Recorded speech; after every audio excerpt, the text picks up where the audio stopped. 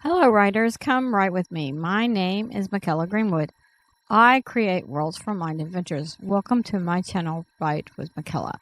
I'm very glad that you've decided to join me, so don't forget to hit the like and subscribe and the bell so you can continue on this journey with me. Today we are going to explore the world of a well-known author, Eric Arthur Blair, who wrote under the pen name of George Orwell. He has written several books, including 1984 and Animal Farm. In today's episode, we're going to discuss Chapter 4 in a book club format. I expect that you have read Chapter 4 before watching the video. The version I read is published by Signet Classics. The copyright was 1949. And then the copyright was renewed in 1977. As Winston starts his workday, he unconsciously sighs. The book describes his cubicle, so this is more setting. Winston has a speak right. I assume he speaks into the machine and it types for him. Unlike my typing on my books or scripts, I should be typing, not tying. Okay. Unlike my typing on books or scripts, I actually type the keys. But there was a program at one point that I was trying to use, Dragon Naturally Speaking, and I think they've improved it a lot since when I tried to use it, but you could just speak and it would type for you. And it would read it back to you, too. So, the problem for me was that I have all these names in my books. Like Zolera. It wouldn't know how to spell that. Anyway, back to it. So, he's speaking into this speak right. And I assume it's typing for him. So, in the walls there are 3 orifices. Now, I had to look that up. An orifice is an opening such as a pipe or tube or one in the body. Yeah. Okay, so an orifice is a pipe or tube. In this book, it is a pipe or tube, not the mouth. So there is a small phlegmatic tube for messages. So you have a little small tube for messages. A larger tube for newspapers, and a long oblong slot protected by wire grating for disposal of waste paper. All offices had similar slots. The disposal slots were even in the halls, and they were called memory holes. Any scrap of paper was to be thrown in the memory hole, including messages once you were through with them. And the paper, throw it in the slot, paper would whirl away to the furnace in the recesses of the building. Probably in the basement, but I don't know what the recesses of the building were. Winston had received 4 pieces of paper. He read them. Their abbreviated jargon, which detailed his job. The first one read Times 17.3.84 BB speech malreported Africa rectify. So Winston dialed back numbers on the telescreen. So yeah, he has a telescreen in his office watching him, and called for the appropriate issues of the Times, which slid out the pneumatic tube. Basically, his job was to alter what his boss or big brother thought necessary to alter, or the official newspeak phrase, rectify. So they say it's not altering, they say it's rectifying a mistake. Winston had to rectify, say, a prediction with what actually happened, so Big Brother could be right. Winston's job was to rectify the original and make it agree. Winston dealt with 3 of the 4 messages, and he clipped his speak writer corrections to the appropriate copy of the Times and pushed them in the pneumatic tube. Then he crumpled the original notes and any notes he made, and he dropped them in the memory hole. Winston's part was done. The corrections would go through tubes. As soon as all the corrections which happened to be necessary in any particular number of the Times had been assembled and collected, that number would be reprinted, the original copy destroyed, and the corrected copy placed in the file in its stead. Now, I, at this point, don't know if it's printed as in a hard copy or if it's printed in a file in a computer. Anyway, the process of continuing alteration was applied to newspapers, books, periodicals, pamphlets, posters, leaflets, films, soundtracks, cartoons, and photography. Basically, this process of rectifying applied to every kind of literature or documentation. Day by day, the past was brought up to date. This way, the party was documented to always be right about everything. Nothing false could remain, and there was no proof of the altercation of records. It wasn't like 2nd edition, 3rd edition, 4th version, none of that. Once rewritten, the copies are filed for the original date, and no copy existed to contradict them. Even the instructions to Winston never stated or implied forgery was going on. He was only correcting slips or errors, misprints, misquotations, which were necessary to put right in the interest of accuracy. Now, let's pause for a minute. I'm always telling you, first draft is not a final draft, and I tell you that if you don't like something, edit it out or enhance the parts you like. But we are writers.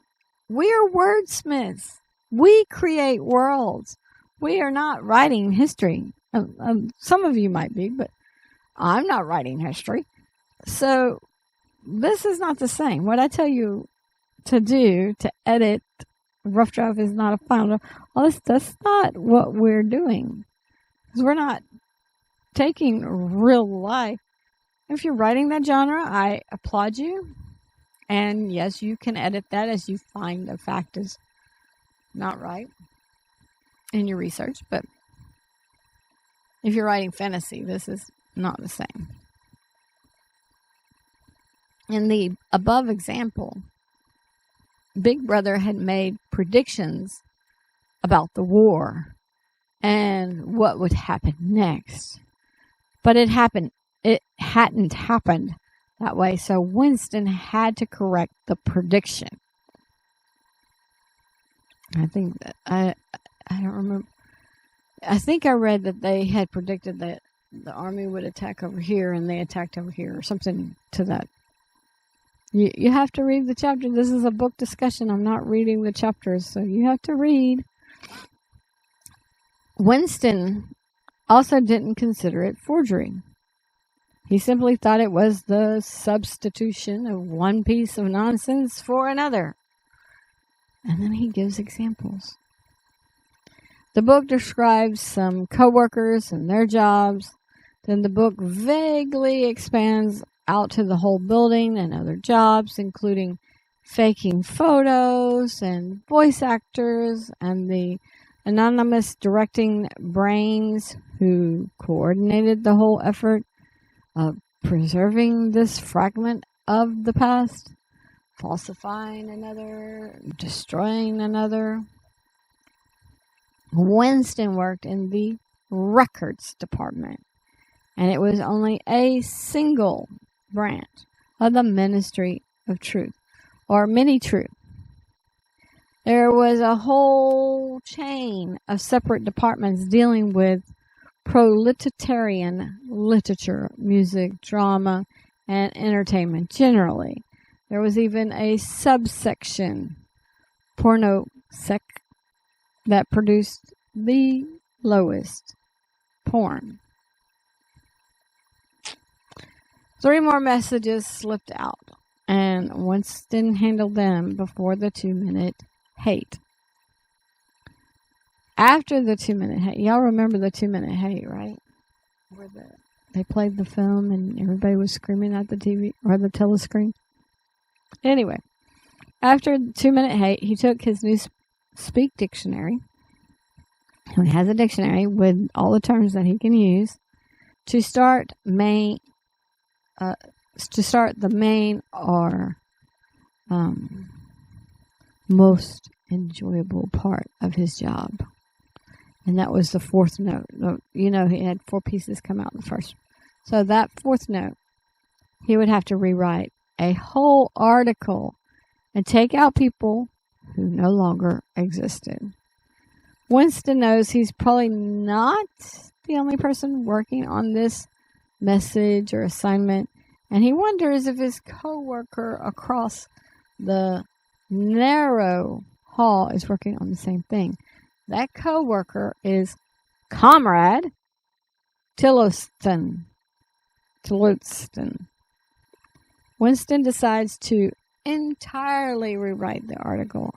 He makes up a person, describes the person's life, including medals and volunteer work, all the way to the person's heroic death before he submits his version.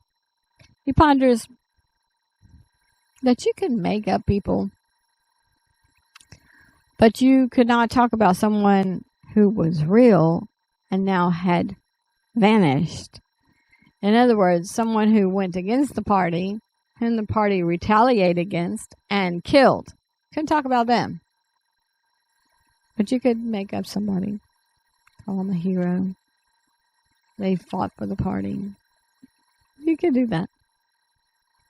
And that is the end of chapter 4. Now, I enjoy writing and making up stories, right? And you know that you're my viewers, you're my tribe, my community. So you know I enjoy writing. You know I enjoy creating worlds. But correcting history, that would not be fun. Okay, we're going to take out George Washington and we're going to put in Paul Smith. And we're going to say Paul Smith led the troops. That would not be fun. To me, it would be like lying. Now, of course, if history was translated, the translation was incorrect, and then that is different. If an artifact is found and proves what you thought was wrong, that's different. Maybe you find a diary or something of one of these generals, and so you can alter or edit the history.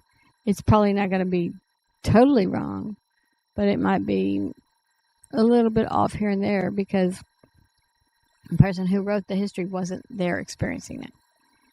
Now, of course, on the other hand, it seems like Winston has an easy job.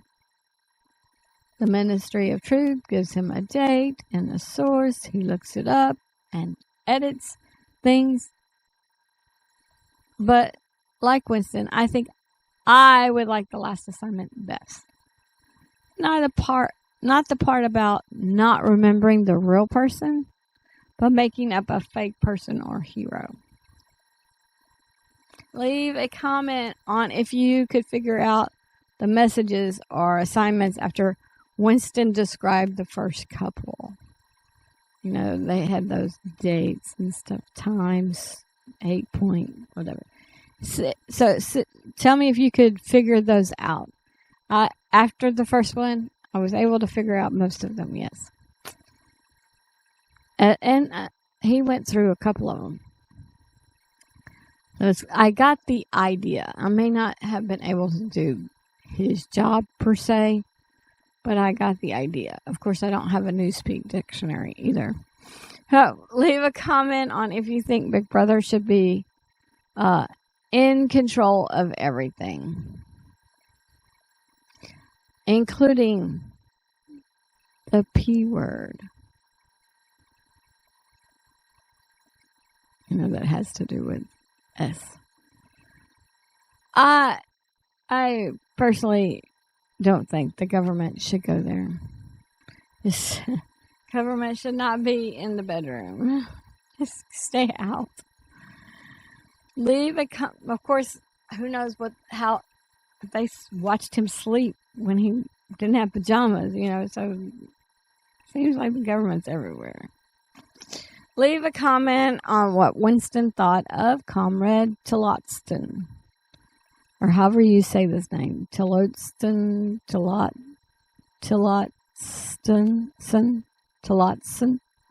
And if you think this environment promotes this kind of thought. Leave a comment on how expensive it would be to constantly replace all published works. And if you think that is practical. In today's society where there's lots of electronic files, I think it is practical. But not 10 or 20 years ago where people that read a book instead of a Kindle. If things changed on my Kindle, I probably wouldn't know it. But, Kindles, Nooks, whatever you read. I think it's easier to edit the electronic file, just update. But if you were doing books, you'd have to republish the books, and then you'd have to go back to the people and say, give me the book, here's the new one. I don't think they're doing that because I don't think that's allowed for them to have books. But if it was only in the library, then, I don't think it's practical. But you tell me. Now, also, leave a comment on, would you try to read anything if you knew Big Brother was always updating everything? I might read, but I wouldn't go back to reread. If I read the Times and I read the article, I wouldn't go back and reread the article. I read it once. There are very few books, movies, that I do a second and third time. Like the MASH series, I've done that 3 times. Only the last season of that series I've only done once, but I was so disappointed with that one. I did like 1 through 10 or 1 through 9. I don't know which one's the last one, if it's 10 or 11. But I did MASH a whole bunch of times. And I've watched Harry Potter a few times. I've watched Indiana Jones a few times. I've watched Ghost Ship a few times. But Reader's Digest, no. Times that we have today, the magazine, no. A newspaper, I don't really read newspapers because I can't stand the smell. It gives me a headache and makes me sneeze. So I don't really read those anyway. And then when I'm doing YouTube stuff and I'm looking for stuff, I'm looking for what was like a day ago, an hour ago, 45 minutes ago. New. I don't want any of the old stuff because once I start listening to it, it's like I know that. I don't need to rehear it. So I don't think I would go reread it. So leave a comment on if you would reread things. And I hope you've enjoyed the 4th chapter of 1984. Make sure you leave your comments. And feel free to disagree with my thoughts. That's why we're here. Because if I think some way and I just go down my thought path, I create like this bubble around myself. Right? Or rabbit hole or whatever you want to call it. But if you think something, then that's going to broaden my thoughts and my exposure, deepen things. So, remember that reading is good for writers. It helps us to see how other people create their worlds. So, read chapter 5. And join me Friday for chapter, I should not say 2, because we just read, oh yeah, I'm sorry. We will read chapter 2 on Friday, but I read this one after I've already read that one. So, sorry. Don't mind me. I'm doing things a little different. I used to do Tuesday, Friday, Tuesday, Friday, Tuesday, Friday. So that's what I did when I recorded. I did Tuesday, Friday. Then I was like, oops, I need to go back and get the Wednesday. So I've already read chapter 2. That's why I'm freaking out here. But join me Friday for chapter 2 of Elementals. Join me Tuesday for A Down Soldier. Join me Wednesday for chapter 5 of 1984. Leave a comment. If you have an idea for a writing prompt or a term you would have me discuss, or your favorite term so far. There are so many words and ideas and concepts. Or you can leave a comment on the next book club for us to read together. My thoughts are Lord of the Flies by William Golding. I've also thought while I was reading this, or while I was going through this one, was that we probably should do Huckleberry Finn, the Adventures of Huckleberry Finn, because there's another book out now called James, and it's from James's perspective. And that one's not a classic because it's newly out, but I thought, while I was reading this, I thought, it might be good to do the Huckleberry Finn and discuss it, and then right behind it, James, because it's a perspective of the same story, a different perspective. So we could kind of get that, how the different people think, and that might be a good exercise for us. So I don't know if I'm going to do that or not, but it's a thought.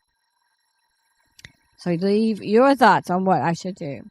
Don't forget to visit my website, bymckella.com, read some character bios, send your writings and chapters to writewithmckella@gmail.com, and leave comments on your favorite characters. If you hit the like and subscribe and the bell, then we will continue to write together, and other people will have a higher chance of finding this video and this channel, since your likes will push the video out to a greater audience. Thank you for joining me today. I really appreciate your participation. If you know someone who would like this video, please share it with them. This is McKella, the Right with McKella. Bye for now.